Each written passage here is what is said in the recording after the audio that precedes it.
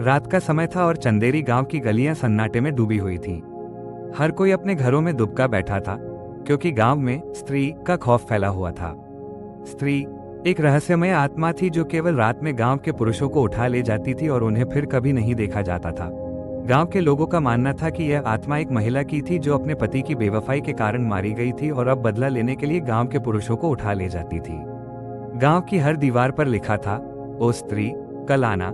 यह वाक्य आत्मा को भ्रमित करने के लिए लिखा जाता था ताकि वह अगले दिन वापस आने का सोचकर चली जाए।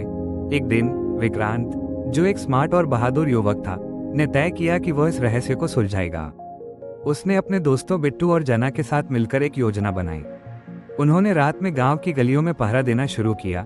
रात के मध्य में उन्होंने एक साया देखा। विक्रांत ने हिम्मत जुटाई और उस साये के पीछे पीछे चलने लगा। जैसे ही वो साये के पास पहुंचा, उसने देखा कि वह एक महिला की आत्मा थी। उसकी आंखों में दर्द और गुस्सा था। विक्रांत ने साहस से पूछा, तुम कौन हो और गांव के पुरुषों को क्यों उठा ले जाती हो? आत्मा ने उत्तर दिया, मैं स्त्री हूँ।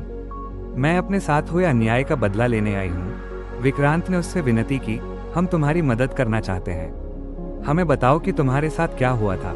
स्त्री ने बताया कि उसे उसके पति ने धोखा दिया था और उसकी हत्या कर दी थी। उसकी आत्मा तब से भटक रही थी, न्याय की तलाश में। विक्रांत और उसके दोस्तों ने गांव के बुजुर्गों से बात की और पता लगाया कि स्त्री का पति अब गांव के एक बुजुर्ग व्यक्ति के रूप में जी रहा था। उन्होंने उस व्यक्ति का सामना किया और उसे अपने अपराध को स्वीकार करने के लिए मजबूर किया।